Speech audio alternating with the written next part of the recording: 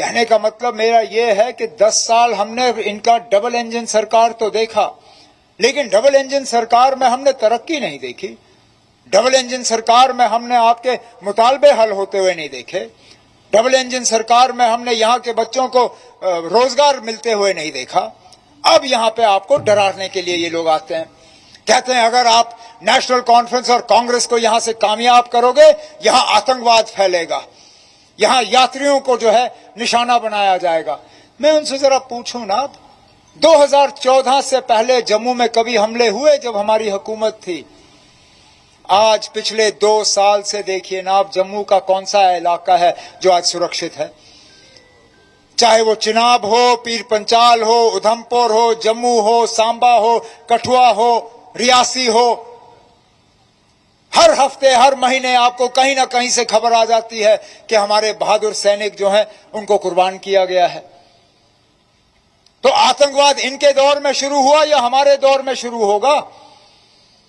ये कहते हैं इनके हमारी अगर हुकूमत आई तो यात्रियों पे हमले होंगे। अरे नाब, मैं इनको क्या याद दिलाऊं कि यात्रियों पे हमले तो इनके दौर में हुए। महबूबा मुफ्ती वजीर आला थी, बीजेपी के साथ अलायंस था जब अमरनाथ यात्रियों पे हमला हुआ।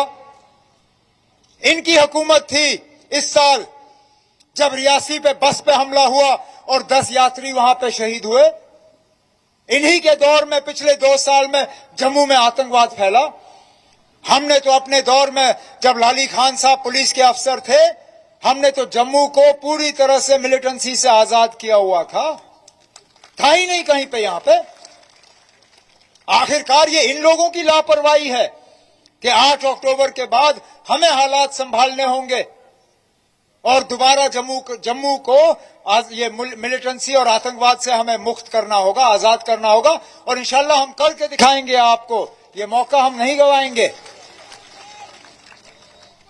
लेकिन जिन लोगों के पास आपको देने के लिए और कुछ नहीं होता, वो आपको तकसीम करने की कोशिश करते हैं। मैंने यहां पानी के हवाले से बात की, बिजली के हवाले से बात की, नौकरियों के हवाले से बात की, तरक्की के हवाले से बात की, जम्मू को आतंकवाद से आजाद करने के हवाले से बात की। लेकिन मैंने एक बात नहीं की, मैंने मजहब की बात नहीं की।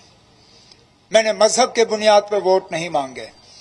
मैंने मजहब के बुनियाद पे आपको तकसीम करने की कोशिश नहीं की, क्योंकि ये प्रोग्राम जो है ये सिर्फ बीजेपी का है। इनकी लगातार कोशिश है, क्योंकि इनके पास और कुछ, मैं बार बार इनसे कहता हूं, जब प्रधानमंत्री साहब यहां आते हैं, जब अमित शाह साहब यहां आते हैं, जब इनके बाकी बड़े लीडर आते हैं और कहते हैं 3 खानदान, ये 3 परिवारों ने ये किया, मैं कहता हूं ना, आपके पास और कुछ है नहीं क्या लोगों को देने के लिए? जरा कम से कम हमने तो, चलिए ना, मुझे अब यहां चीफ मिनिस्टर की कुर्सी को छोड़े हुए 10 साल हो गए। मैंने जितना किया नहीं किया वो अब लोग जानते हैं। लेकिन आपने पिछले 10 साल में कुछ तो किया होगा जो आप लोगों को बेच सकते हैं। ये क्या मजबूरी है कि हर तकरीर में इन 3 खानदानों को, इन 3 परिवारों को, इन 3 पार्टियों को? जाहिर सी बात है कि इनके पास आपको बेचने के लिए कुछ नहीं है, इन्होंने किया ही कुछ नहीं आपके लिए। एक भी मुश्किलात और मुतालबा आपका हल नहीं हुआ, और इसलिए ये बस रट लगाए चलते हैं, ये 3 परिवार। मेहरबानी करें, आप सोच समझ के 1 तारीख को अपने वोट का इस्तेमाल करिएगा। इस बात में मत आइए जो ये आपको डरा के और मतलब गुमराह करने की कोशिश करेंगे। मेरी आपसे मोतबाना अपील है, और इसलिए हम नेशनल कॉन्फ्रेंस और कांग्रेस हम एक साथ आए क्यों? कोई मजबूरी नहीं थी, ना हमारे ना कांग्रेस की। हम 90 सीटों पे अपने उम्मीदवार खड़े करते, कांग्रेस ने भी अपने 90 सीटों के उम्मीदवार तैयार किए थे। लेकिन हम सोच समझ के एक साथ आए, क्योंकि हम जम्मू कश्मीर के लोगों को दिखाना चाहते थे कि बीजेपी को छोड़ के भी यहां हुकूमत बन सकती है, और वो हुकूमत नेशनल कॉन्फ्रेंस और कांग्रेस की होगी 8 अक्टूबर के बाद। यहां स्टेज पे एक शख्स बैठे हैं, अभी उनकी ज्यादा चर्चा यहां हुई नहीं। नाम उनके चौधरी सुरिंदर साहब हैं, नौशहरा से इलेक्शन लड़ते हैं। फिलहाल मीडिया ने इनके तरफ ज्यादा तवज्जो दी नहीं, लेकिन 8 अक्टूबर के बाद देखना कितनी तवज्जो इनको मिलती है, क्योंकि इस इलेक्शन में इन्होंने बीजेपी के सदर रविंद्र रायना साहब को हराया हुआ है। ये देखें आप।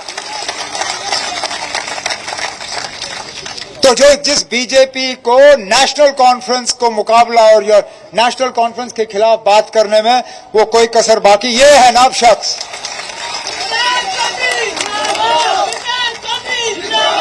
इनका चेहरा याद रखिएगा और ये दिन याद रखिएगा। 8 अक्टूबर को जब नतीजे निकलेंगे आप देखेंगे ये तो जीतेंगे, ये तो जीतेंगे। इन पे मैं आ जाऊंगा। इनके वोट अभी नहीं पड़े ना, अभी मैंने वोट मांगने हैं। चौधरी सुरेंद्र साहब के वोट पड़ गए, वो मशीन में, अब उसको कोई बदल नहीं सकता। लेकिन चेहरा याद रखिएगा, 8 अक्टूबर को पता चलेगा। बीजेपी बैठे, बिमला जी, जो बीजेपी थकती नहीं है नेशनल कॉन्फ्रेंस और कांग्रेस को निशाना बनाने में, वो अपने सदर को बचा नहीं पाए तो हमारा क्या बिगाड़ेंगे वो।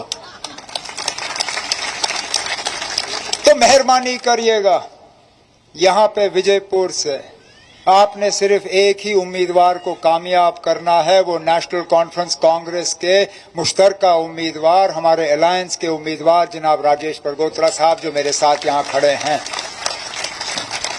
ये आपकी नुमाइंदगी करेंगे, ये आपके लिए मेहनत करेंगे, ये आपके मुतालबे हल करेंगे और ये तय करेंगे कि हमने जो मंशूर में आपके साथ वादे किए हैं, आपके रोजमर्रा के मुतालबों को और मुश्किलातों को कम करने के लिए, इनकी पूरी मेहनत पहले दिन से होगी। आपने सिर्फ एक दिन मेहनत करनी है।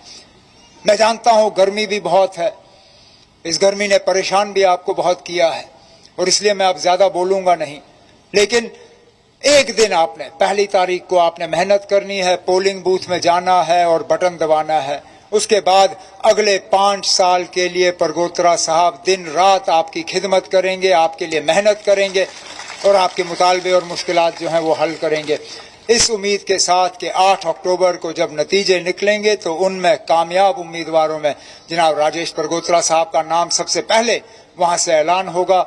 मैं राजेश जी आपको, आपके साथियों को इस कामयाब और बड़े अच्छे प्रोग्राम के लिए मुबारक करता हूं और ये उम्मीद करता हूं कि आप अपने कीमती वोट से जनाब राजेश परगोत्रा साहब को अपनी खिदमत और नुमाइंदगी करने का मौका देंगे। इन्हीं अल्फाजों के साथ बहुत बहुत शुक्रिया। जय हिंद, जय जम्मू कश्मीर। नहीं दिया, लगाई आपने अस्पताल, यहाँ पे बड़ा शोर शराबा किया, देखो जी अस्पताल आया, लेकिन अस्पताल में काम करने वाले भी तो आपने बाहर से लाए तभी। और ये जिस तरह मेरे साथियों ने अपनी तकरीरों में कहा, यहां तो जनाब अब दरिया से रेत निकालने का भी हक हमारा नहीं रहा, दरिया से रेत निकालने का ठेका भी बाहर वाला लेता है।